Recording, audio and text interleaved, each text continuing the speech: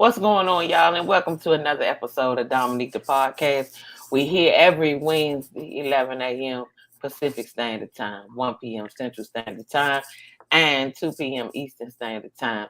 Tell a friend to tell a friend to tell a friend. We always got hilarious and very funny guests on this show, and I always encourage people to support my guests after you see them on this show, because if I didn't think anything of them, they wouldn't be here. So, please do support my guests. So we got some very funny guests. One coming in late. We knew he'd be late, but he'll tell you all about himself when he get here. We're going to jump it off with my co-host, Gerard Guillory. You know I call him G. He's here every week. You know what I'm saying? So, G, what's going on, G? I am well and pleased to be back with you on these fine Wednesday, and looking forward to having some laughs and chopping it up with some good game on today's program. Yeah, like we do. That's like I always say, we might laugh, we might cry, I don't know, but we're going to tell the truth. We're going to call it like we see it on here. And I got another very funny guest that's already in the building.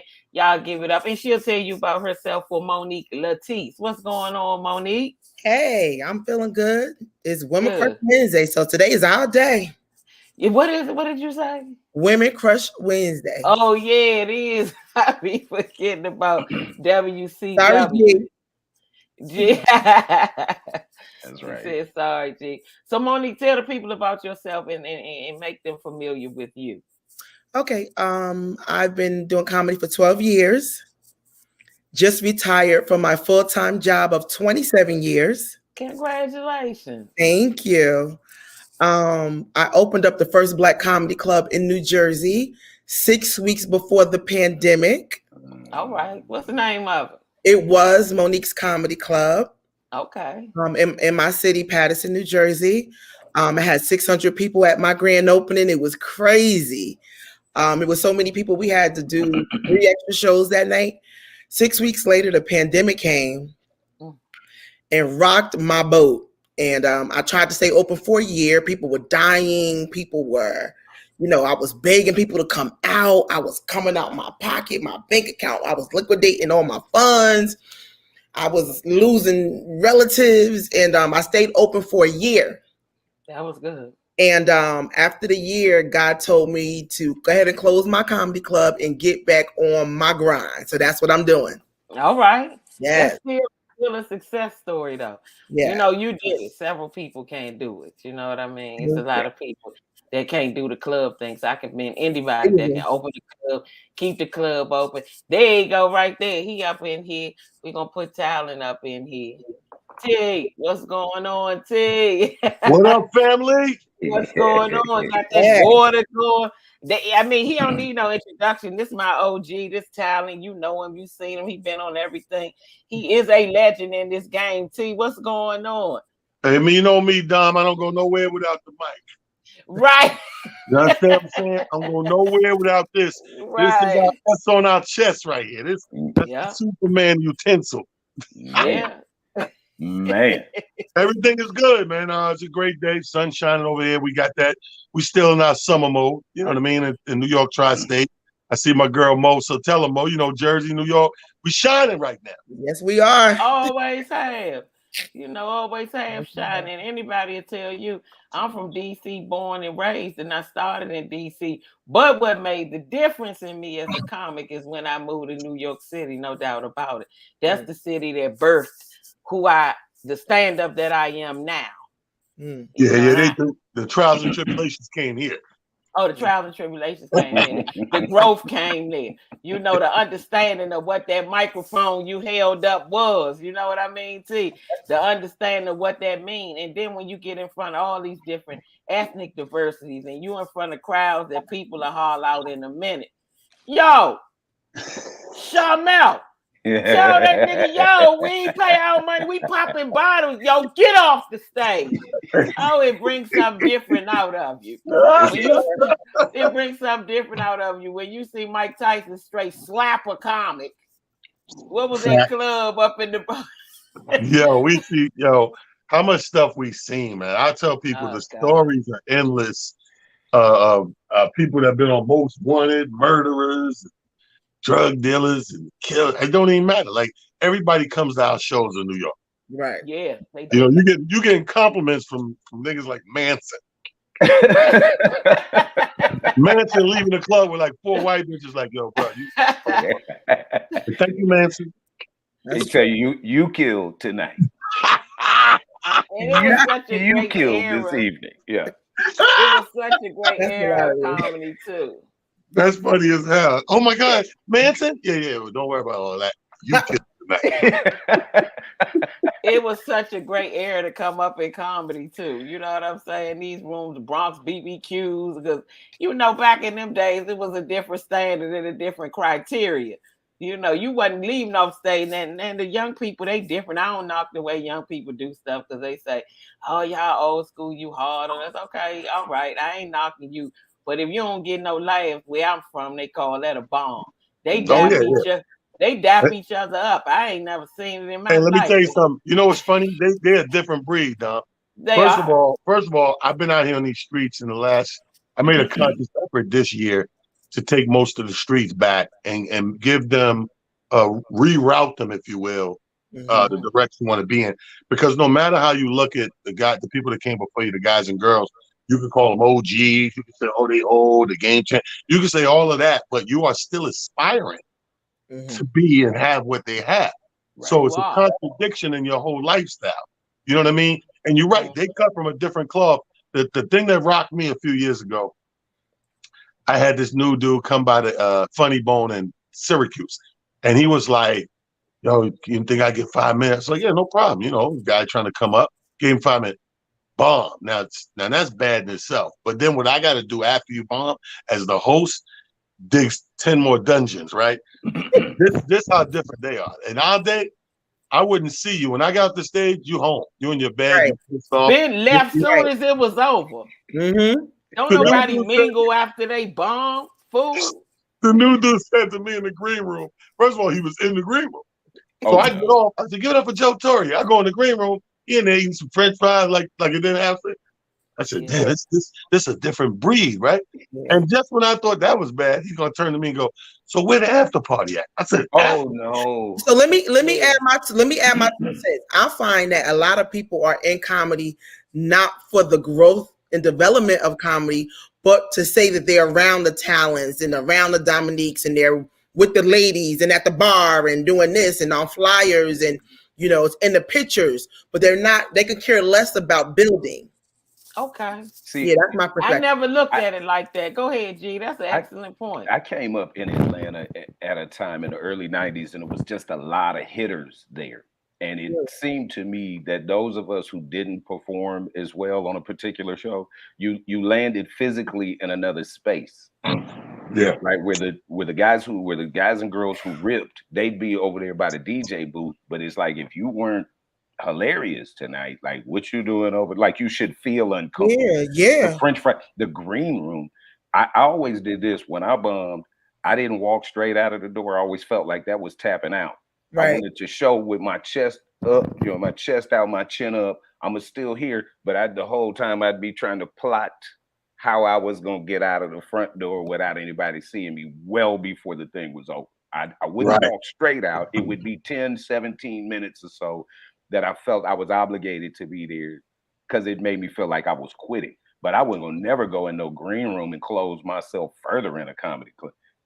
We're not eating no French fry. I'd be afraid they'd hit me with a $200 French fry bill. No, I'm gonna get my fries from McDonald's on my ride home. I ain't a drive-through. I'm not about to be up in there like that. But Monique made an interesting point. Mm-hmm. See, we don't even look at it from their perspective of, oh, they want to do this for the Instagram. They want to do this for pictures. They want to do this for likes. So it's not coming from the same place that it came from with us. You know, we came from the craft of it all.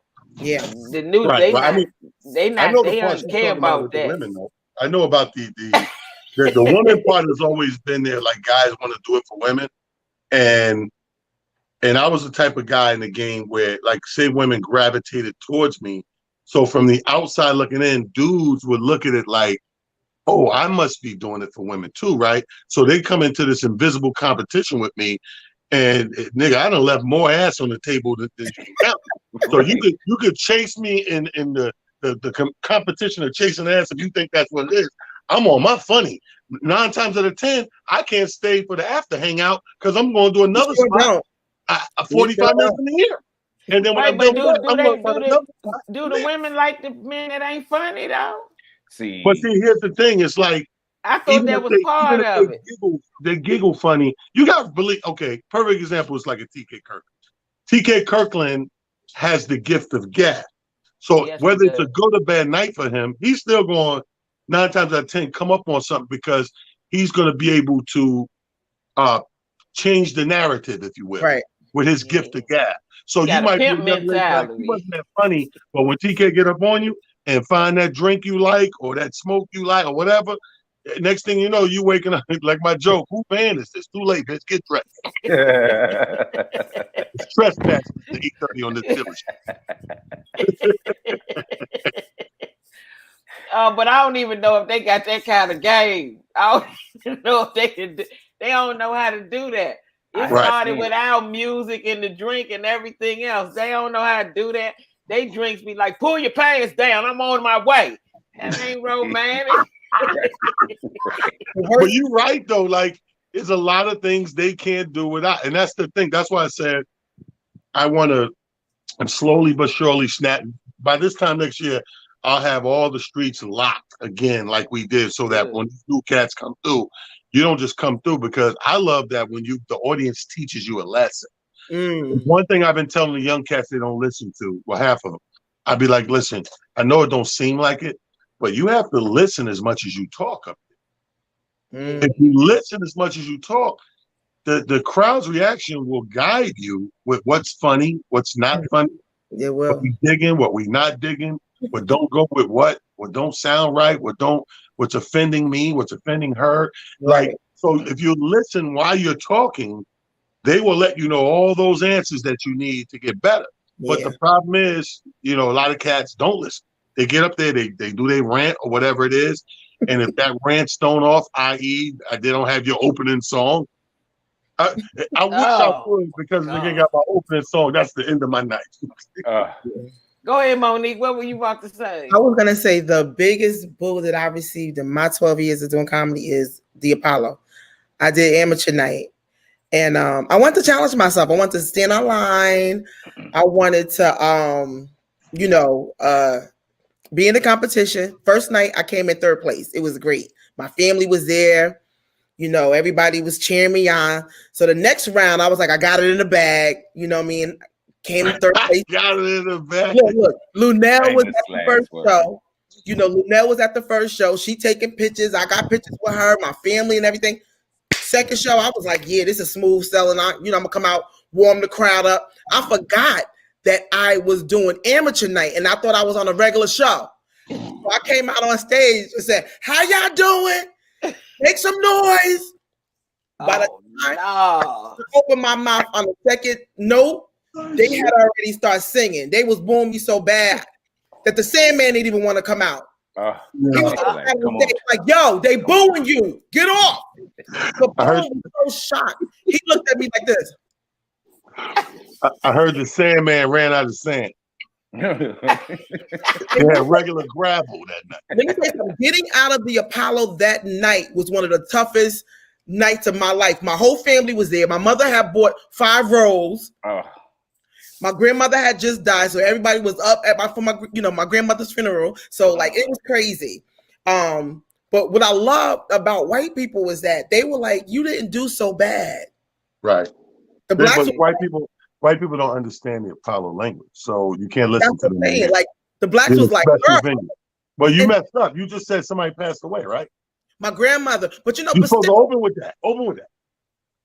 I couldn't at the time. I couldn't think, but what the part that was the hardest is that all my friends was live. Because don't forget, the first show. Oh shit! I'm from Patterson. Came 3rd place. That's unheard of for a comedian. So they came with the cameras ready. And they was on. All of them was on live. The whole back section had their phones up like this. Oh no! Hey, look, let me tell you the difference in white and black people. White people, they come out, they spruce you on, they taping you live. If you start getting booed, they go, "Yo, that's not good." Black people, like black people. Oh man, they ready for you to get so booed the whole time. So I'm looking up, and so now I'm distracted. I'm looking in the back, like y'all really gonna keep them cameras up? So I get home, scroll through Facebook, and all you see is the boo on all lives. I had about 20 lives. Monique getting booed at the Apollo. Nobody pulled it down. Nobody pulled it down. So a couple of months later, Bob Sumner texts me. And he's like, are you available for the Apollo Comedy Club? And I was like, I don't know if he know I got booed here. So I said, I ain't even gonna worry about that. Yeah, I'm available. Monique said, "Is it the same people from Wednesday?" Listen, man. But the thing of it is too that the white people, what they look at is that they like the fact that you're courageous enough to go up there. They're really into the craft. Oh my God, you're willing to go up there. I could never. When you walk out there with us, we be looking like I better ass. Y'all was walking past me like I had AIDS. They was like, let me tell you this, because I have a nice bag of booze, but I started in Atlanta, and by the time we get to 559, Talent, I know you. Oh my God. So it was just ridiculous, like an old grocery store. I always say no crime was being committed on the west side of Atlanta. All the gangsters, like you said, gangsters and killers and hustlers and the street people, everybody in there, and their mode of operation is to mess with every comic. We had great nights there and also bad nights. But one night, I was sticking around and a dude grabbed me by my collar. Some gangster grabbed me by my shirt collar and he snatched me right there to Bruce. He said, "Bruce, this nigga's still here." And Bruce say, "Let him," in the quote, "let him go, baby. He haven't been paid yet," right? But to get yanked by 45 minutes after, like I was not the last comic, dude. It was like 8, y'all booed 17 more comics after me, but I'm just the one whose shirt collar being intact you didn't like, you know what I mean? But the wherewithal and the dignity that you gotta drum up, right? That's the beauty of comedy, like in joke writing and the actual living it, right? How in touch with humility we have to be, right? You know what I mean? Like for you to have a proper joke, right, just on paper, or to tell this thing about how your slip was hanging or your zipper was down or how some woman didn't love you or how some man walked, whatever those stories are, right, to be able to put them out, to be completely vulnerable. But also, it's my opinion that if you do this art form 100% right, we run the risk of having these nights every single night. You know what I mean? Like if it ain't going right for you and your first thought isn't to say, "I'll do Talent's joke, it would help me out of this," right? If you win and lose by your own within your notebook and in your mind and your thought process, they might catch you tonight. If you're doing it right, if you don't resort to doing, "I'm gonna tell 3 stock jokes to bail myself out of this thing." If you do it, we're on a high wire the whole time. And that humility, like I said, I think that's what matters the most. We talk about having some rough nights. Well, that's the difference between sleeping at night. I can't sleep at night knowing it's like sports, man. Everything we watch in sports is like when it's rigged, you don't feel the same. It's not a win. No, I rigged the game. Like, if I rigged the game, I really can't walk around like deep down inside in my heart of hearts feel great because I won. I like every victory because I play. I go out there, I rebound, I throw assists, I score, I shoot some threes, I block some shots, I hit the free. I do everything I need to do to win legitimately so that when I do get the win, I can wear that on my hat, on my sleeve. It's a whole different thing. I sleep great. I wake up, I'm thinking I'm moving the world a little bit. You know what I mean? I'm moving mountains. I'm making it counts. Right. Now, the minute, like you said, I resort to that thing that's unorthodox, maybe illegal in this game, or just downright dirty to win, to escape that moment, I can't feel good about that ever. You don't see those stats I've gotten rid of jokes because they was close in my brain to something else. Right. Like, it's funny as hell, but you know what I mean? It's funny as hell, but it reminds me of that. Even though I didn't get it from that, when I hear it, when it resounds in my head like that, scrap it, start over. You don't even have to have no standards in this game no more. Though. You can do anything. And you can just go up there, say anything, do anything. It's well received. Sometimes I'm like, I work this hard to be funny to get to a place where you ain't even got to be funny. Wow. I said, this is an oxymoron if I ever seen one. Right. Yeah. You know what I mean?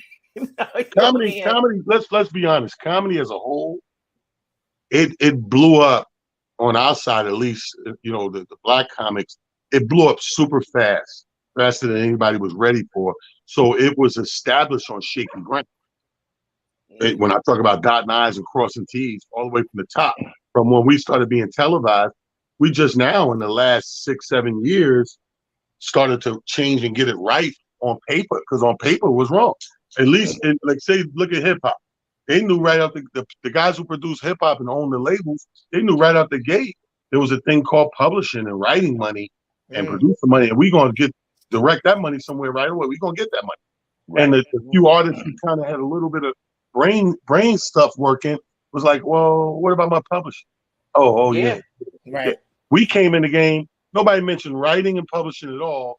Just threw your ass on TV. You didn't even know you were supposed to get 2-3 checks. Right. No, you ain't know. We all settled for one check to appear. That was it. Unsung. And that everybody check. Unsung. You always realize it later when you see $50 million and $100 million made. Then you like, you know what? They didn't gave me this funky ass $1,200. Yeah. That's some real stuff right there. That's the nature of the Remember, 12 is on the high end. Remember, we talking about those early days of BET. That sounds good. Yeah. What up, Walter Miller? I just want to shout out Walter Miller. He ain't here with us. Okay, so I want to ask y'all this. I don't know why this keeps happening. I want to get into the topic of Lizzo. I don't know why this keeps happening. G, I know this is a little on the fence. Yeah, I see you grabbing your hat, G. But you know, Aries. They asked Aries Spears. I know y'all know Aries. Aries, our good brother, our colleague. We all know Aries. So they asked Aries about Lizzo. In particular, the question was about Lizzo's music. Now, I don't know if the video was edited or not, but if they asked about her music, he was like, Lizzo? Said Lizzo looked like the shit emoji. I do not understand. I need you to help me understand, because she's confident. Hey, Mark Nash, because she's confident and because she chooses to express herself. I'm a full figure woman. That's the way she chooses to express herself. And I think she does it tastefully. I think it can be worse. She does it tastefully. Okay, she had the thing at the Lakers game where she had the thong on. Okay, but for the most part, she's covered up well. She has her tights on. She wears her outfits. And I think in her generation, that's what they do. They're different from my generation. See, I disagree. That's okay. I disagree. She always got her backside out. See, but every time I see her on awards. I'm not a person. I'm a fan of hers. I watched her TV show with the girls that she put in the band, the full figure women she put in the band. But I don't follow her on Instagram or anything like that. So when I see her, it's always at a Grammys or event. Okay. When I see her, she's dressed tastefully from what I can see. I don't always see her with her butt out. I saw her that one time at the Lakers game. You know what I mean? But I don't understand what the problem is with it. If that's why she wanna rock like that. If she wanna rock like that, why she can't rock like that? I don't get that part of the game. Don't know, but everybody love P Valley. Everybody love P Valley. Don't nobody say nothing about that. Don't nobody say nothing about women out here that sleep to make their money and all that. That's their thing. They can rock like that if they want to rock like that. But I don't understand why black men in particular gotta always come on and say something degrading about black women. She full figure. The girl making money. She an entertainer. They say sex sells. Shit, she's selling it in her own kind of way. You don't have to a full figure woman might not be your flavor. Mm-hmm. It don't have to be. That's okay.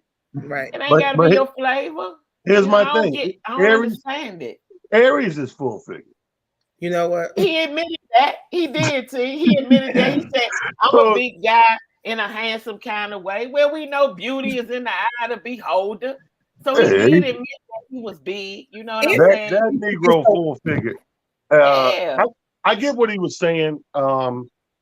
At one point, he was making. He took it to the level of sisterhood and encouraging one another, but keeping it kind of real. Like if you think that, her weight and health coincide, having that conversation as well. So I get what he was saying.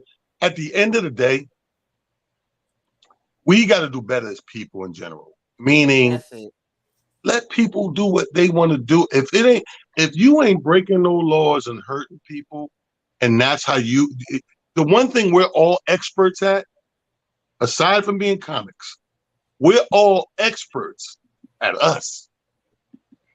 You are an expert at you. You are an expert at you.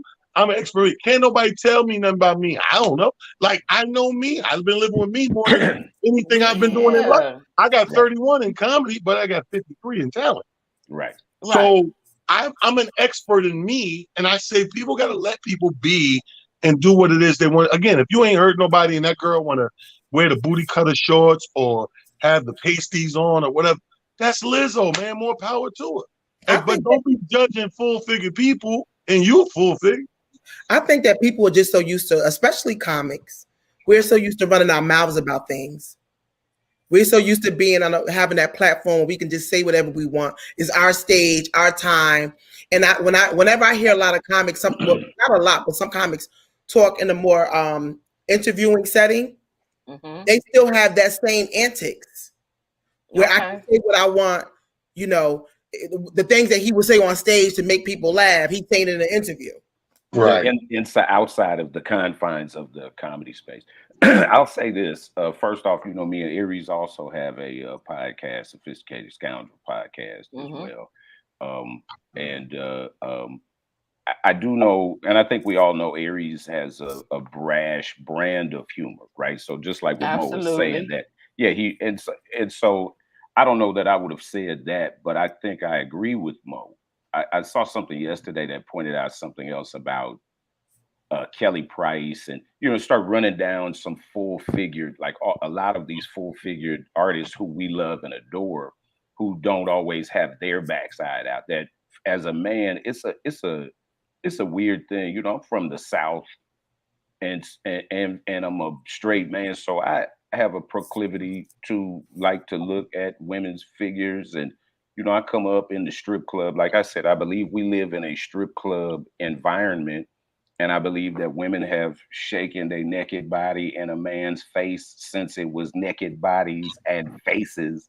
But I believe that the environment that we live in was created in that early 90s, late 80s, early 90s from the strip club setting of Atlanta. But that's where we live now. And it's like either you're a stripper or you're not. We know the strippers have a uniform, the fake boobs, the BBLs and the tattoo. And it's just, I don't want to be a straight dude who says, damn, I'm tired of seeing twerking, man. I want to always be excited to see women twerking. But it's overdone. And like I said, even for girls who would be traditionally beautiful and have great bodies like Meg and Cardi, it's like at some point, like at what point? So for me, I don't know that I know all of Lizzo's music, but I know that 100% of the time I see her, it's about her ass cheeks being out. 100% of the time. I'd never say shit emoji. I would never use that language. And I think she's doing it as a statement. I really don't think it's coming from a place where, because she's very talented. I think she's coming from a place where she feels like plus size women, if a smaller woman can get on Facebook or Instagram and put a picture up in a bathing suit, it's all good. You look good, so-and-so, you look good. But if a plus size women do it, it's like, oh, that's too much. Oh my God, why you got all that out? So I think she's coming from a place where she's like speaking up for plus size women in the sense of like, we have beautiful bodies as well. I really believe that's where she's coming from. I listen, I agree with that too. And I know that there are men who are fully attracted to, and as I've gotten older, I have an eye for a more full-figured woman than I did when I was a young dude. But I'm saying as a straight single man, I don't want to see, every time I look up, there's some beautiful girl who leads with her backside. And we sitting up out here and we know how capable, remember, Black women at the same time are the most educated. You see what I'm saying? So it's like, where's that forefront? Like everything for me is like it's always down to thongs and twerking. It's like we're more capable. I think so. Doesn't matter what your body type is, we're more capable than that. And we all come from an era where the girl who couldn't sing was the one who had to be scantily clad. The girl who couldn't rap was the one who had her cheeks out. Right. Remember, y'all up in New York, you know the girl who got flow got a fitted on and you know what I mean? Yeah. And it's like, no, she can be a lady and rap her ass off. Right. She can have on a dress and some stilettos and rap her, but why is her ass cheeks gotta be out? There's a singer from Brazil. She's so fine. I mean, she wears a straight up thong on stage and performs the entire time with her back to the audience. It's like, what is next from our great talented people? So that's just my take on it. You know, Aries gonna say what Aries gonna say. Yeah. No, I get what he's saying, but the thing of it is he wasn't even trying to be funny. He was being dead serious. You know what I'm saying? I know his humor. I know Aries. You know, I like Aries. He wasn't being funny. He was like, Lizzo. Right. Man, I'm sorry, man. You see Lizzo, man. You know, and it's just crazy. Mark Name said, is this another case of people policing comics? No, we're not policing comics. I think I'm coming from this context, Mark, of us degrading one another. It's not necessary, especially when it comes to black men degrading black women.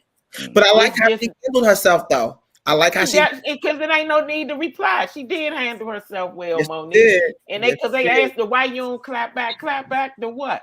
She said, because I'm winning, bitch. I'm on the come up, ho. I'm getting my bag, you know, so it ain't no reason to clap back. And I think Talon said it well when he said we gotta do better. You know, we don't have to always slander one another. It's just not necessary. That's the setup. That's the setup. You know, you can do what you want to do. You know, it's crazy. You don't have to. What you slandering the girl for? For what reason? I mean, because talking about she a full-figure, confident black woman. What is the problem with that? Like, if it's not your thing, it's not your thing. Right. That's okay. Ain't nothing wrong with that. Mark, I appreciate it. Yeah, ain't nothing wrong with that. This is the year. This year right here was the most midget videos went viral. There's people out there scared of midgets. But let the people who are enjoying these videos, again, nobody's getting hurt here.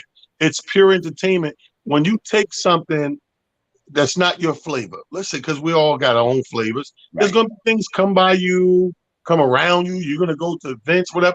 There's going to be some things not your flavor. But that ain't my place and my opportunity now to pull out the podium and be like, F this, F that, that's whack, blah, blah, blah. No, because they enjoying that. It's okay. Yeah, you don't even have to pay attention. You can turn the other way. You ain't even got to be. It's so much stuff on TV, online. You don't even have to look at this. Girl, ain't even no reason. That's just the person that I am. You know what I'm saying? I'm not a mean-spirited person anyway. Some people feel like it's their obligation to say something. Like God created me to say whatever I want to you whenever I want to say it. But that's why I love TikTok.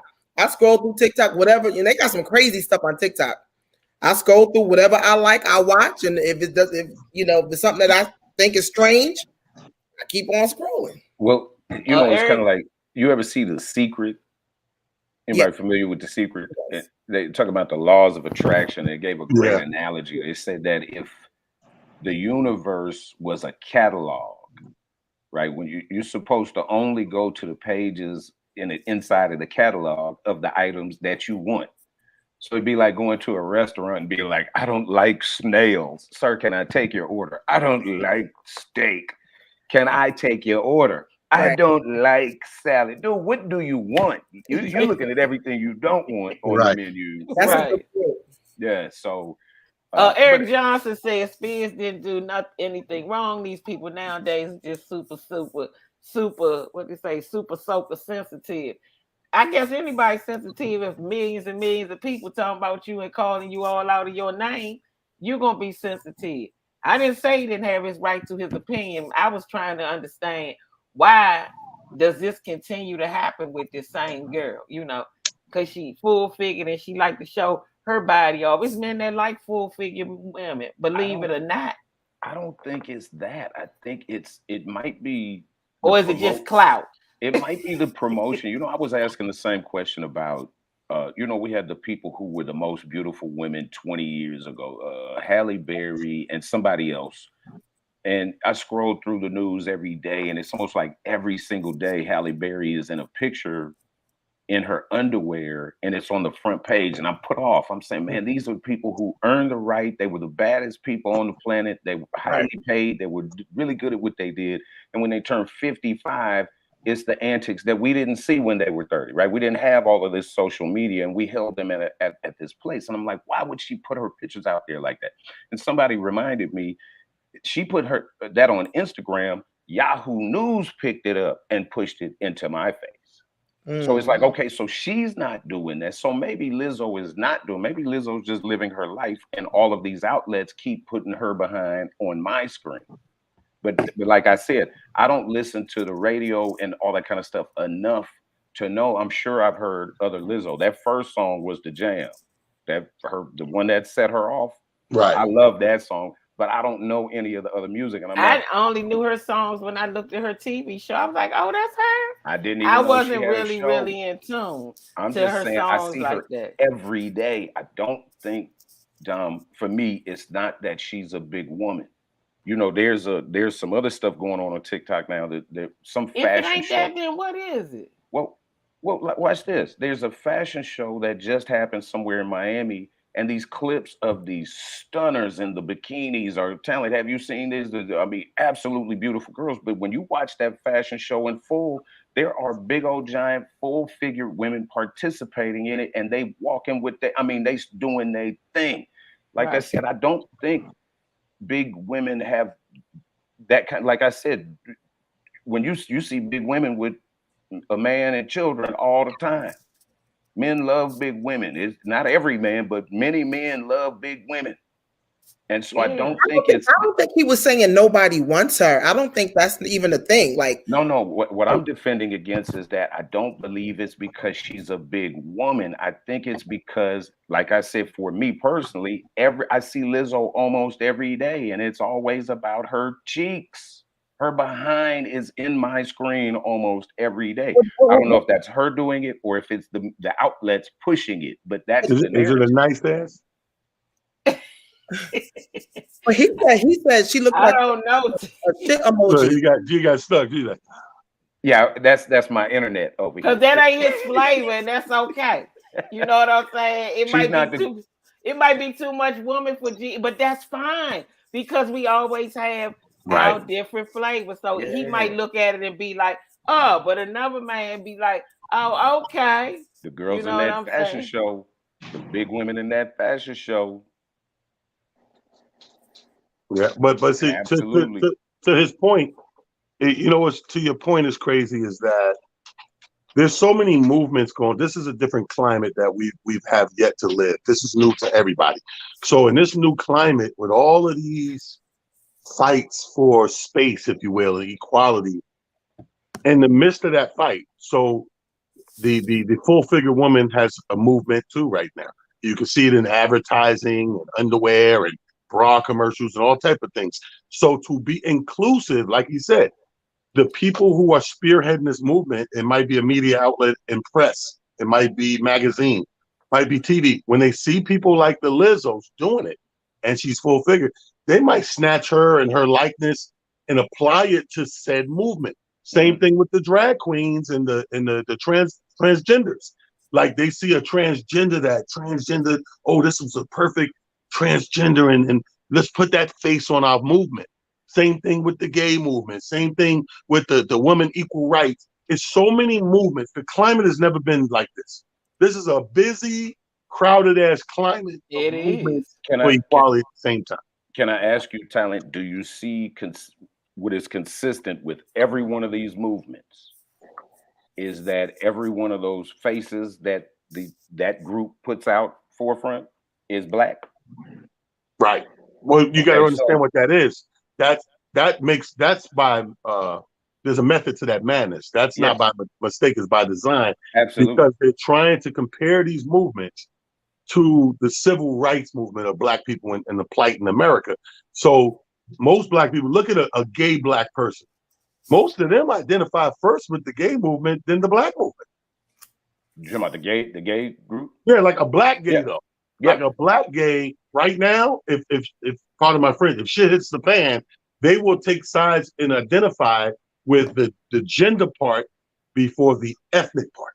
And that's the problem. But that's what I'm saying. So again, I don't have a personal issue with Billy Porter, but I'll ask you, where is the white equivalent? There's a big talented white woman. Where are her cheeks? But the thing they of it use is, Black faces to push these agendas, Yeah. independent. But the ones who will reap the benefit will not be. But but the thing of it is if you don't use us to push anything, it doesn't have any validity. They know that. We know that since the inception of us in this country. So if our face not at the forefront, it's not real. I mean, nobody will admit that.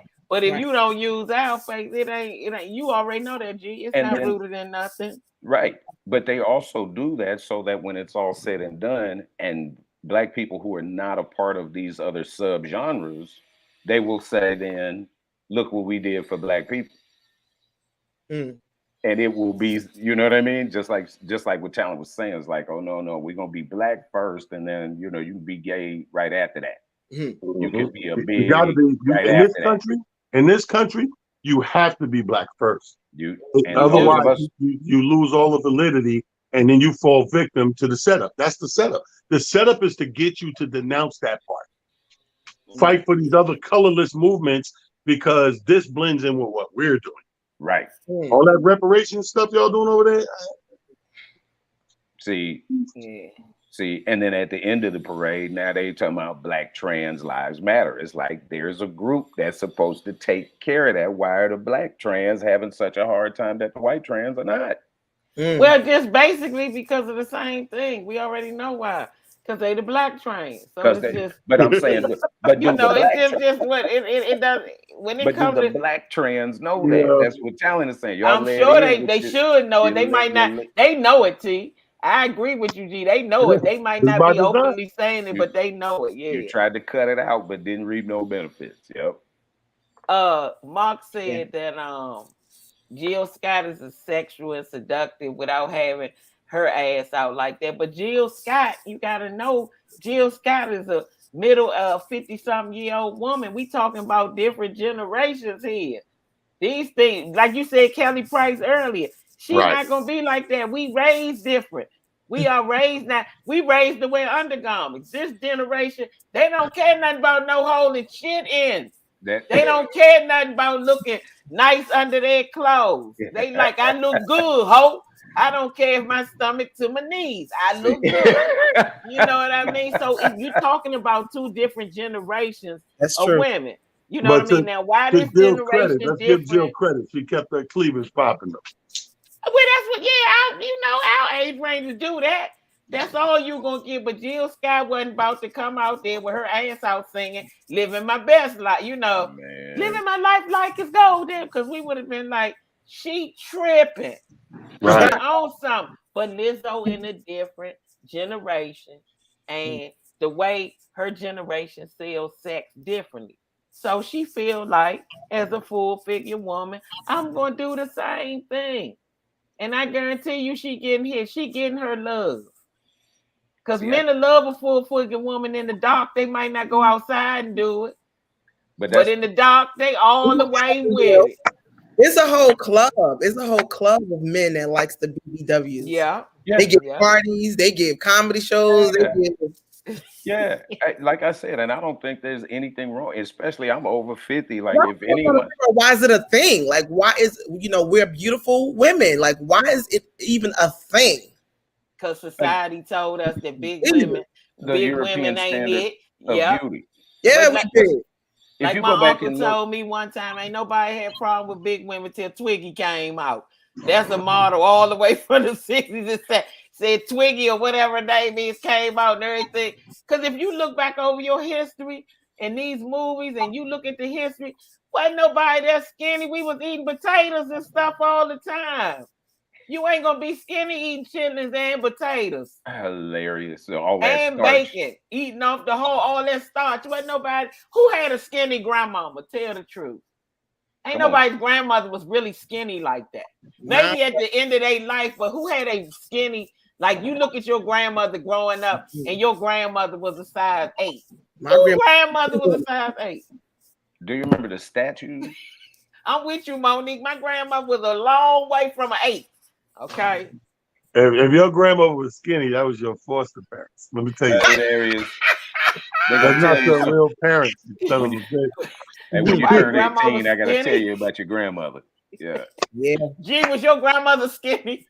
My grandmother was a smaller woman, but she had some health issues that kept her like that. And she had mad children. You know, I had 11 with my mother, aunts and uncles, stuff like that. But my father's mother, was not skinny. That's what I'm saying. I'm talking about them old school. These new grandmothers, they in shape, but they 43. See, you supposed to still be bad. My grandmother wore 3X French coffee stockings. That's all I'm saying, Mo. That's all I'm saying. Yeah, at one point, that's why I say if you go back and look at those statues of who the standard of beauty was a much fuller woman. Before that, what was it called? A corset. Thank you, James, all the way. Where they had to put the foot in your back and tie them shoestrings up in the back and cut out a rib and all that kind of stuff. Yeah, the women were full. We are, but so that's all I'm saying is when that mom said when that skinny model came out, it was over. The big girls had to struggle for the love from there. Nobody was. We wasn't small like that. Black people, we ain't extra small no way as a people. We have our small people, and we give them nicknames when they too small, little bits and shit like that. You know what I'm saying?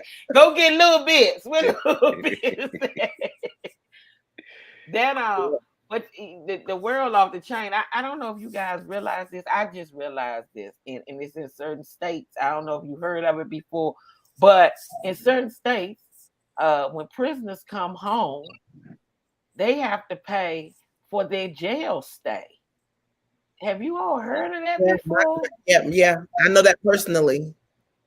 What? It's a lady. I read an article. She came home. She did 2.5 years. Her 2.5 years added up to like $84,000, which meant her stay was like $264 a day. They want her to pay that money back, and she in Connecticut. Yeah. And her mother left her house and all that. They talking about taking the house. I mean, how I'm gonna get on my feet with this type of shit? Yeah, my son came home from prison and had a bill. Yep. A bill for what? His stay. Yep. You ain't paying that shit, right?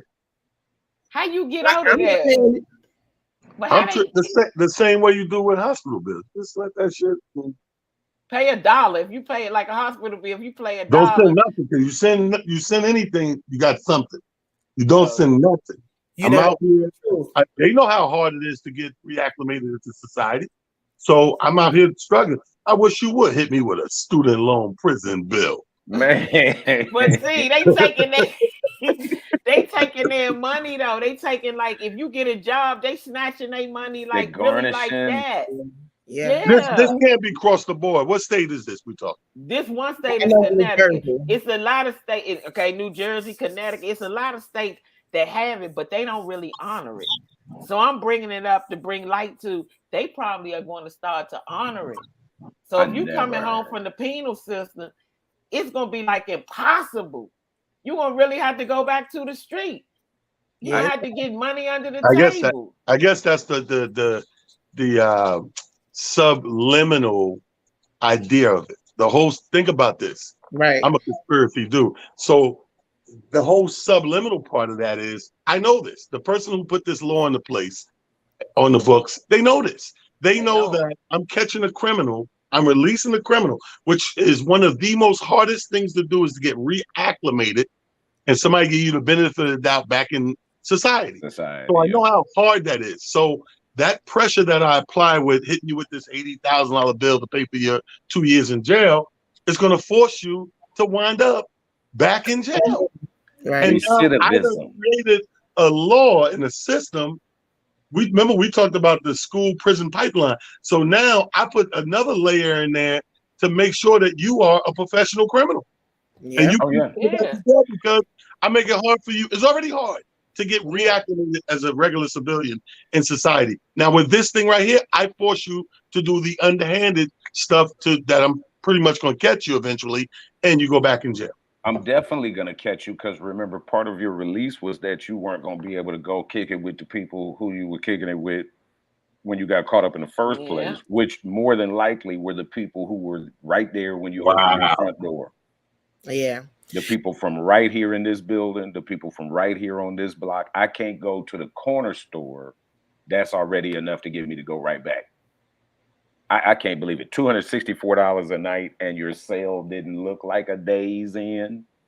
You know what I mean? My whole thing is, you need to tell me before I go to jail that this is my deal.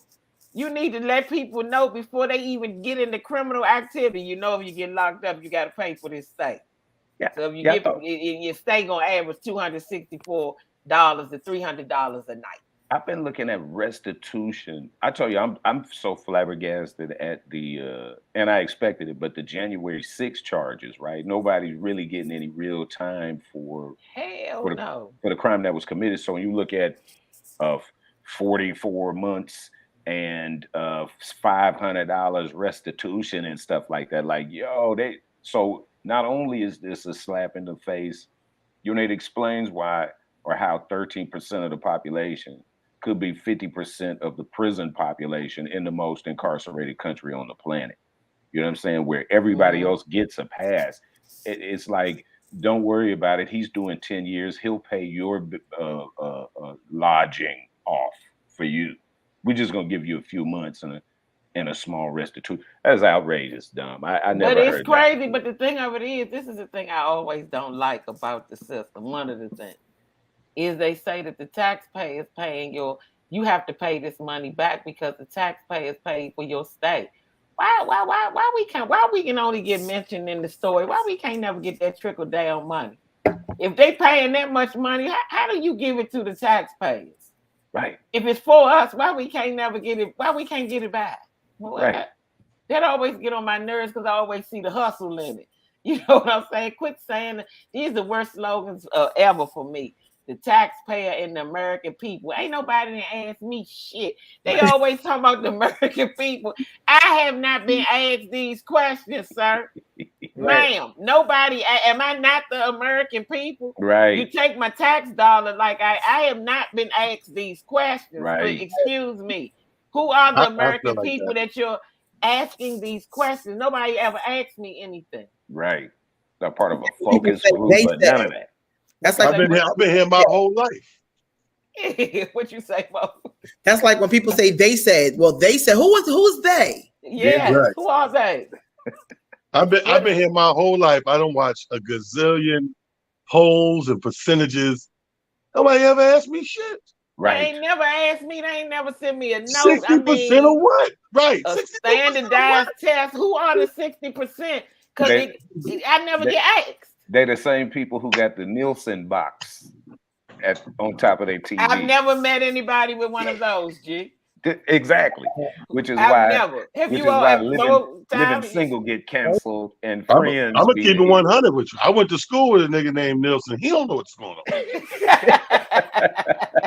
And he didn't get no box. Nielsen. Yeah, That's crazy. But I'm gonna tell you one group of people that may be on to something. I don't know. The 20 to 30 somethings. They have a lot of them. A great percentage of them have decided they're not having children. They just like, we not doing it. I mean, men in their 20s and 30s are saying they getting a vasectomy. Then I heard and young women in their 20s and 30s. One girl said she want a hysterectomy. I said, wait a minute now. You slow down now. Right. You doing a little bit. What you doing? Right. But they say they don't want to have kids, and their reasons are one of the black young lady said because of the way black women are treated in the medical system, she don't want to have kids. Another one said the world is gone crazy. You know, they can't even feed themselves. The price is high. One of them said gas too high. I know I can't buy food for a baby. And one lady just flat out said because they sticky and I don't like boogers. Like, I don't like wiping noses, pampers, none of that. I'm not doing it. I mean, that's very interesting to be that young and to make that decision. Yeah. That you just don't want to have children. And student loan debt. You know, I know Joe Biden tried to work on student loan debt and send people 10,000, but even if you send the 10,000, if your student loan debt 6 figures, you still in the buck. Right. And you still in the buck, you know. So and don't have caught 2 years. No, right. don't get no time. And it's discouraging a lot of people from going to school and furthering their education. They like, you know what? I could be a YouTube blogger. I could do this. I can do that. I don't got to go to college for what? And rack up a bill. You know, where that is concerned, I don't know if y'all remember when Aunt Becky from Bob Saget's show, the Full House. Yeah. And she got caught up with the college admission scandal. I don't know if y'all remember, she paid $500,000 to get her daughter into USC. And they got caught. And she went and did some time. She just kind of, I remember that 2-3 months, and then they staggered. It's a bunch of really wealthy people who got caught up in that. And right before that, they were trying to discourage people. They're talking about how, which is why you got a lot of Black women are the most educated right now, have a large student loan debt, but the employment does not fan out. Liberal arts degrees, that's not what's popping right now. No. So for anybody listening, you want to go to school, you need to be coding, computer, and so forth. But liberal arts degrees ain't what's doing it. And if you notice, you're getting a lot of white kids and other than Black people go into HBCUs because they're cheaper.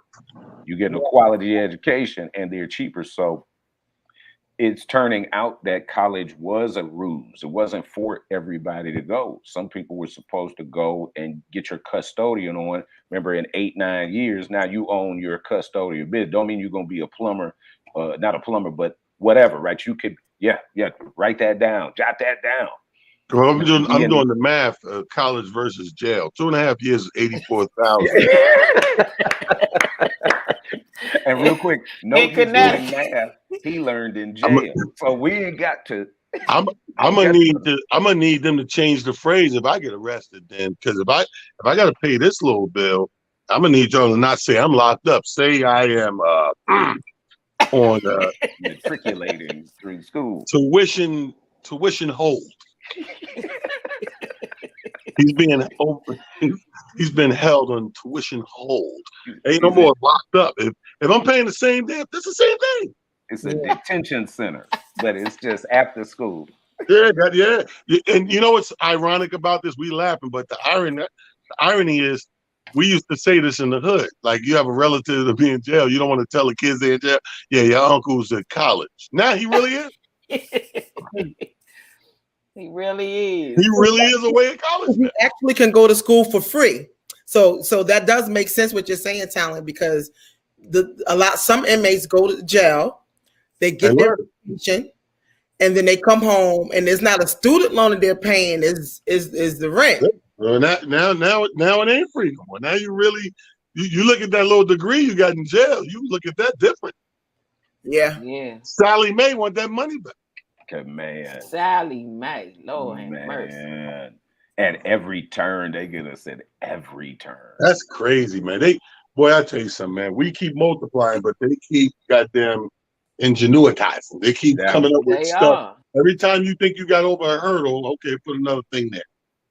Yeah. And she'll drag your grandmother and grandparents and great grandparents. She don't give a daggone who signed the papers.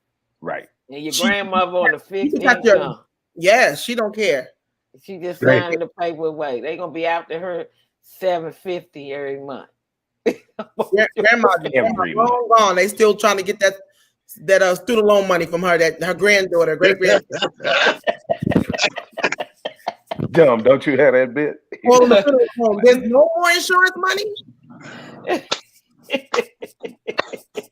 That's the that and then it's all crumbling because I read an article where it said the pastors, men of the cloth, they say they quit and they retire and they tired. I ain't never heard nobody. How you get tired on Jesus, man? There's about time. They said they tired, they can't do it no more. Too many people crying to them. And one of them saw they problem. The pastor said, I need help. I said, I didn't heard it all. I knew something was wrong during the pandemic when they done shut everything down, and the only thing they left over was the liquor stores and pastor becoming a Bible study on Wednesdays. Turn to Hennessy. I mean John 3:16. turn to Ciroc. I mean Tito's Psalms. Tito's Bible study. Tito's fifth chapter. One minute just a little glass of Hennessy. I'm on Bible study. Okay, like it was crazy. Like clearly, pastor is drunk Sunday online trying to do a Zoom service. It's like that's why they really quit. They can't do all this electronic shit. They're like, you know what? Okay, I gotta bring them in. I'm done with this. I don't feel like putting no suit on. They said they need therapy. I need help. People keep coming to me asking me, well, why God ain't do this? I don't know. I'm praying too. Keep praying. What you talking about? They said they gotta go. They can't help it. They need to go to a pastor. They need a sabbatical. One pastor said, I gotta take a sabbatical. I've heard a pastor that need a sabbatical. I'm gonna have to go James Cleveland on it. Where's your faith?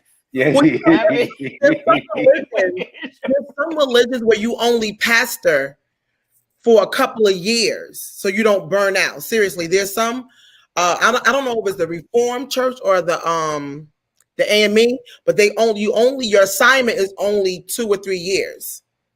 There's not like the pastors from back in the day where Bishop been at the church for 30 years. They changed a lot of stuff. And I knew they changed some stuff when Bishop Whitehead went viral for getting robbed at the church in Brooklyn. I knew when he said that he wanted to fight D.L. Hughley, he outside. When I heard that pastor tell everybody, I'm outside, whoever want to come look for me, I said, yeah, the gospel done changed. First of all, I know that Negro. That nigga ain't no bishop. Oh, you know him? Yeah. That nigga used to come to the Boston Comedy Club and watch the shows every Sunday and go play ball with us afterwards when we play ball at the little after thing in the park. I know this little dude. Let me tell you something funny, right? So I runs into this dude when Bismarck passed away. I walk into the theater and they got me hosting the festivities, but when I come in, the bishop already on the mic and letting a few rappers talk over the body and all this. So I'm like, oh, that must be how it's going. So when I see he went viral with the robbery, I called Biz's wife and said, yo, your bishop you had at the funeral, Biz's funeral, he the one that got robbed. You see this dude? That's crazy. She said, we didn't hire that nigga. She said when they got there, this nigga had the mic. He just went on his own into this place using his little collar and his little bishop thing, grabbed the mic and just started going through stuff. We ain't even got to the real program yet. I'm the one hosting the damn funeral. So I'm like, okay, this must be a pre-thing. He done created his own pre-thing. Wow. And they did not know this thing from nothing. I know this dude backstage. He was like, yo, what up, T? I'm like, yo, I ain't know you was in the church. Yeah, man, I've been doing this for a while. And I'm just staring at him like, because you know how we know dudes from the hood. And you ever look at that slick dude from the hood, just like. I told him right around. I told him right there. So I don't know if you got a tray or nothing you're going to pass right here. I'm not giving you no money. Yeah. Give me that. Hilarious. Hilarious. Dude ran a whole funeral when he ain't been hired. Just showed up, put his collar on, and grabbed the mic. Crashing funerals. That is crazy. That's absolutely crazy.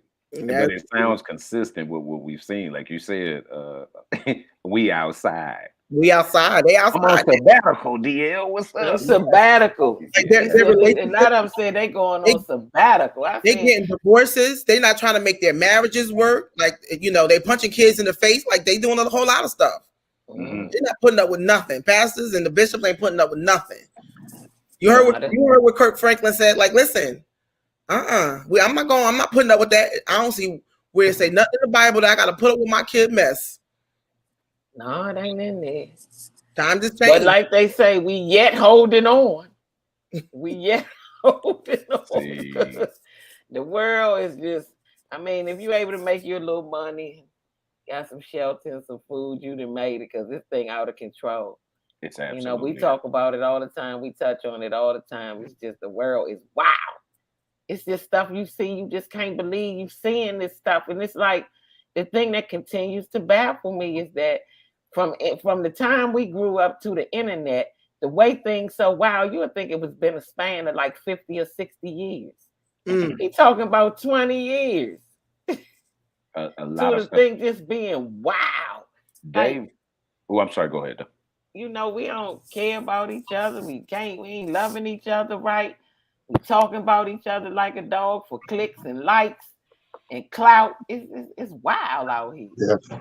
And I gotta give a PSA too to the women out here. I don't know if they're doing it to men or not. I do not know. But look out for the napkins on your car door handle, for the zip ties on your car door handle. It's a setup. The door handle has some kind of chemical or drug or something that'll make you pass out. They're gonna take you, and they're gonna rob your car. And it's another thing. A man posted this to check your tires when you get in your car because they sticking like little Gatorade bottles right between in between your tire, and it's sticking to this so they know when you pull off and you hear that in your car, you gonna get out your car to see what this noise is. Yeah. So when you get out the car and see what the noise is, then they carjack your car. You know, I'll ride that flat all the way home. Ride it all the way home or ride it to the police station or something. All the way. Don't get out your car. You got to keep your head on the swivel and watch your back out here. Keep going. Roll over the bishop and everything. Just keep going. Keep going. You got to keep going, T. The bishop now sell rims. You know what? Yeah. You got to watch your back out here. I mean, golly, I do a joke about my mother talking about getting snatched. She right, though. You got to keep your head on the swivel. They'll come get you. Then they run up in the stores and I ain't never seen armed robbers on camera just smashing and grabbing. I was like, what in the world has happened? Our children we fail. Mm-hmm. Yeah. What is this? What happened with this?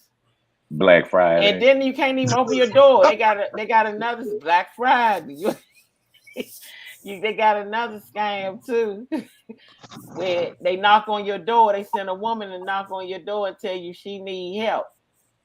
You know, I need help. Can I use your phone? Really? No. Use your phone? You can't use my phone. I don't have no landline. No. That's when people had landline. You mean tell me you don't have a cell phone? Anybody can get a cell phone. Right. Me and my husband left our phone at home. That's what they said. They left their phone at home. So the people never turned on their lights. The husband and wife said, we call the police. They be here in a few minutes to help you. But what they could see was the men run from the side of their house and everybody get back in their truck. They was about to come in those people's house. Yeah, we live in some dangerous times, man. Yeah. At this point, you're supposed to assume anything out of the ordinary is there to do you dirty. You know what I mean? Like you should assume that there's your good deed mode should still be there. We should still have kindness and good deeds in our heart. But well after I've proven to myself that you're not gonna do me dirty. We're not opening the front door to the house for nothing after. No, what you talking about? Right. Yeah. What you mean open the door? You can't open See, the door. I always open these doors. These 5 pit bulls over here. Well, yeah, that's another thing, G. I tell people all the time, Don. And I'll be dead. It's not even a lie. I say, listen, I know how to get them on you. I don't know how to get them off. Yeah. These dudes, these dogs, when they go. Ain't no magic code word in this house. Like, because when they on you, they need to be on you. There's a reason for that. And they going to be on you, too. Yeah, what K-Dub say with the Doberman with no legs? If I throw him over there, he's going to be over. If I throw him over there, he gonna be over there. He just gonna be over there. He gonna just be over there. If I throw him over there, he gonna be over there. How stupid. That's my favorite K-Dub joke. His dog ain't got no legs. Throw him over there. Throw him over there. No, I'm just saying that if I throw him over there, he gonna be over there now. He gonna be over there. That's stupid. Throw him over there. He gonna be over there. Wow. He gonna be over there for a while. So you just gotta keep your head on the swivel. Stay prayed up and keep your head. Just pay attention. You see people walking around with their head down on their phone and stuff. You can't walk behind me too long. or I'm gonna pull over and look at you and just say, "What you doing?" Yeah, it was good. Don't be walking behind me like that. I almost got jumped on in Atlanta because somebody was behind me and I'm just too conscious. I turned around about 3 times, and after the 3rd time, young bro was like, "Ain't nobody finna do nothing to your asshole, bitch." That's how it's my fault. I could just feel them steps. I'm supposed to be checking. I don't have no mirror, you know what I mean? I need a little hand mirror to look back there. But every time I turned around, I got on them young dudes. And I understand that too. Like, what you looking at? I ain't finna do nothing to you. But we was on, that was at Martin Luther King train station. I felt obligated to check. No, but you gotta let them know you see them, because most of the time they cowards. So if they know you see them and they gonna have to struggle, they don't want to do that. They want to take you easy. They want that sucker punch, that easy route. Yeah, they want that easy route, because they coward. You out here doing that, you a coward for real. So and look, what that is. Yeah, Mom. So I went to Boston. I had a bus show in Boston last night, and the Lyft driver, he's talking to me like, "Where you going? What you doing? Like, who lives here?" And I'm like, My boyfriend lives here. You know, he just came home from jail. Because you never know. It's a shame that if we gotta, behave like that. But I wanted him to know, why are you worrying about where I live? Why are you worrying about who lives here? And then he found me on social media and inboxed me and said, "I know you said you're coming back tomorrow. Do you need me to pick you up?" Oh, man. That's strange. Yeah, very much. That is strange. You know what I would say? Look, I would always advise young ladies in riding in ride share, because remember, those dudes have shown themselves time and time again to not be always of the company. But you could be having a private conversation on your headphones or just talking on the phone, and they don't know you're not on the phone. So as you get close where you're going, you just start make that conversation. Like, man, don't bring the pit bulls out, the drivers. Have some thing to let him know. No, don't entertain with me like that. This is not my house, but the people over here will murk you if you come try to do me like that. Yeah, like, they don't need to know that's your house, that you going home. You know what I'm saying? I just started riding Uber and Lyft like the beginning of this year. Only a few times. I ain't never trusted. I always felt like, I don't even know. Ain't nobody background checking these people.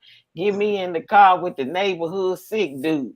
Now he all on 95 going south at 100 miles an hour, and I'm standing up there like, excuse me, what is the problem? Why you driving so damn fast? I'm about to end it all, but you can let me out.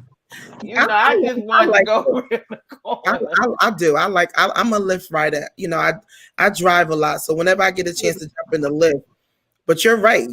I don't know if they do background checks. I don't know. We don't know nothing. When you get in the Lyft, like, how you doing? Where you going? What you do? You single? It's like they do that at the nail salon too. They always want to know, you single? You got girlfriend, boyfriend? But I don't want to be driving somewhere and you asking me all these questions. I just don't feel right with that. They got too much personal information. They get where you started and where you ended is enough to have you missing. So that's why it's also good to look at their information. Remember, you got drivers like you; they do background check on those folks. Except some of them turn out to be sickos. You know what I'm saying? But you have driver's license information and all that kind of stuff. Text your homegirl, let her know I'm in the car. It's a white Saturn. You know what I mean? Tell them what kind of car. You know what I mean? With any description, there's a lot of ways. I looked at one of them. I was like, I told him, "Nah, that ain't me. His eyes was red as vampire in Brooklyn." I was like, "Nah, I ain't getting in with you." I was like, he's like, "Dominique, hell no, I'm Tasha. That ain't me. Go ahead. Wrong person. I'm waiting on Uber. You Lyft. I'm looking for Uber. I want Uber. I'm looking for Uber. I'm looking for DoorDash. Your eyes red like Eddie Murphy on Vampire in Brooklyn. I ain't getting in that day." And then look, I got in one Lyft, and it didn't even start. Like he must have turned it off when I got it. Put my bags in. He tried to turn it back on. It was like, so he finally got it started. And I'm going to the airport. Yo, it took him, no lie, it took him about 50 minutes to get to the airport when it should only take him 20. I'm like, the transmission is done, bro. Like, when you leave here, when you drop me off, go get a new transmission. Hilarious. Not to say, Like, thank you for coming to get me. I really do, but your shit is on the last leg. You said with the last of your transmission. For real. Like You brought me to the airport. I appreciate you going above and beyond to get me where I need to go. But go ahead and get you a new transmission. Cause listen, I don't that didn't make me feel good to be driving to the airport in the car. Yeah, that wasn't right. Mark Nash said also it's a spike in Lyft and Uber drivers drinking and driving, but it said a lot of the people that driving get robbed and killed more than they do stuff to other people. But even if I was driving Uber or Lyft, if I pick you up and you don't look right, I'm gonna be like, Melvin. They're gonna be like, no. I'll be like, no, I'm looking for Melvin. I ain't getting your ass in here looking all willy. I gotta try that. I'm looking for Melvin.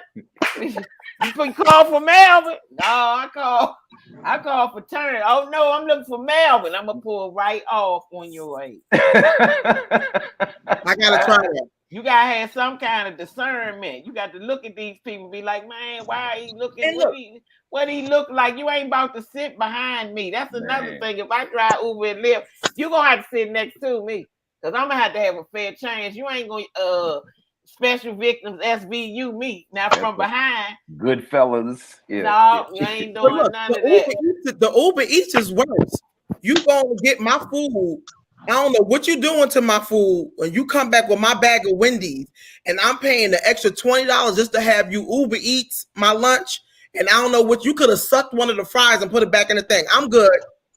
I never even use Uber Eats. Now, some stuff I'm just too much of a germaphobe and paranoid to do.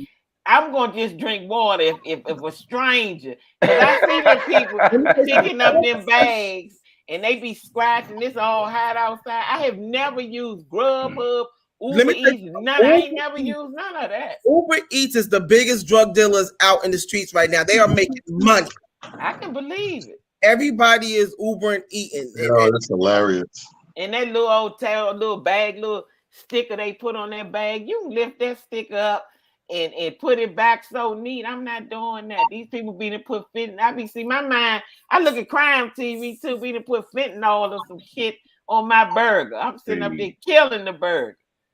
I barely trust the people at the fast food place, like you said, to then put it in somebody else's hand. Who we seen, it's almost like that doorbell camera was made specifically to catch people who drop stuff off, consume it, right? Whether it's the Amazon dude who take a picture of it and then look around and carry the flat screen back to the car, or the person who's eating out the French fries while he's ringing the door. It's like, what else? You ain't seen like no major crime. You ain't seen no kidnapping or no real thing. You've seen people drop stuff off and take it right back with them. You know what I mean? Yeah, I saw this man dropping off somebody's food. He scratched his butt so deep. I said, no, ma'am. No, ma'am. No, ma'am. You got doo-doo finger on the outside of your bag, baby girl. Don't do it. Come on. You dropped your food off and went hand to hand after he just got out the car and did a butt cup. I said, never using that. I drink water and I pray that God take me to the next day. We're on fast. How about I get my butt off the couch and go get my own food? That's all I'm trying to say, Mo. That's all I'm trying to say is I thank God I still got my limbs and my legs and stuff still working. Right. And I'm able to get in a car or walk and go get me a burger and fries. I just got to thank him every day. And I hope he keep me going in that way. But Uber Eats, nah. Now these people nasty out here. They don't even wash their hands. Then we got about 5 viruses running at one time. COVID got about 4 cousins on his own. Then they're going to put monkeypox. Then they went all the way back in the vault and brought polio out. You can't let nobody go get your food. They went to get polio. Dom, you know they're going to have 4 or 5 monkey cousins coming out too. You know that. Yeah. Monkey cousins out there. I'm not... So I just can't. I don't knock nobody. You know, I say this stuff. This how I feel. If that's what you want to do, hey, to each his own. Do your thing. This just how my mind works, and I'm not doing it. Shout out to my air fryer. That is the best gift I ever received in my entire life. My air fryer. Yeah, that's the bomb. I love my air fryer. Yeah, that's the bomb. You can put anything in there. Put it on for 10 minutes and it's done. They said no grease. Oh yeah, it's the bomb, and the food is delicious. Yeah, this is a dope ass show. We talk about everything from air fryers to scratching your ass to Uber Eats to Lizzo. I think we covered it. I think we got it. We got it all. And then Mark Nash just gonna say, "How y'all feel about Instacart? Those the people who get your groceries. You can't get my Instacart is a good thing, but." I like Instacart. That's a good thing, but you can go shopping for me. Yes, you can go food shopping. You can go grocery shopping for me and get my like tissue, paper towels. I don't mind that. Matter of fact, that's good stuff. I don't want to go to the store, so that I love. Yeah, they just got to get the hell out the way though. Instacart be all. Can I get some cereal? Damn, you been here for 5 minutes reading the phone. Can I get a box of cereal? God, no, you been on your phone. What the lady type? They don't sell it. Obviously, you been here for 20 minutes, it ain't up there. Right. Oh, ask the manager, can I get some Fruit Loops? That's all I want to know. Be crazy. Instacart be blocking up the aisle. I be like, beep, Instacart. Right. Jesus. Can somebody that's getting their groceries go in? But I like Instacart. It's better though, because at least you can tell if your food been open, like your canned goods. And I hate them in the box. You know, you can tell better. I don't like grocery shopping. I don't like. That's the one thing I don't like doing laundry, but I like clean clothes. Yeah, I don't like that either. I can't stand going to the laundry. I really can't. I just thank God I ain't got to do it on the washing board. Hilarious. I'm glad I ain't got to be like this. I can't stand dropping it in the machine. I would have died doing it like this. Oh my and man, I just drop off and pick up. To where, T? The cleaners. No, the laundromats do drop-off service. Oh, no. And they got the one by me. They got the one that drop it, bring it to your crib, too. They got a service that come to your crib. You give them your bags. I don't want nobody lifting up my panties like. I know, T. Y'all, you see your drawers, too? It just drawers. Hold on, Monique. They hold your drawers and they be like, she stay right there. You ain't about to be smelling my drawers on the low. You can't have my underwear and my address. That's you know what I'm saying. I don't know how you're gonna live in this world. You can't have my box. You know, like it's so paranoid at every little thing. I don't know how you live in this world. No, it's just a woman thing, though. T. We ain't going to have our stranger just on that. Man, when the Tyler was like, "No, just drop it off." Hold on, it's like Starbucks. He just make it so simple. Drop it off. My bag be full too. Like I'm talking 40-pound bag. She's smelling your stink shit. She can do whatever she wants as long as I get my shit back folded and clean. Do they do a good job, T? Very good. Oh, good. Okay. Very good. You're gonna be like, yo, I don't know what you're eating, but if you're gonna continue bringing your underwear here.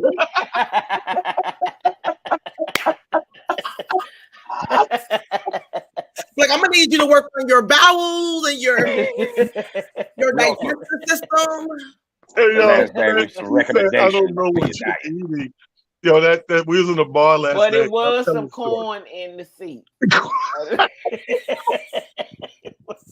Little Colonel, T. And a Colonel. They gonna call you in the office like it's the school. Can we speak to you in the office, please? We gonna watch the rest of your shit, but you're gonna have to keep your underwears home. Man. Hold on, you're gonna have to pay for the washer and dryer. It's gonna go like that's some extra shit. The underwears you brought last week, that's some extra shit.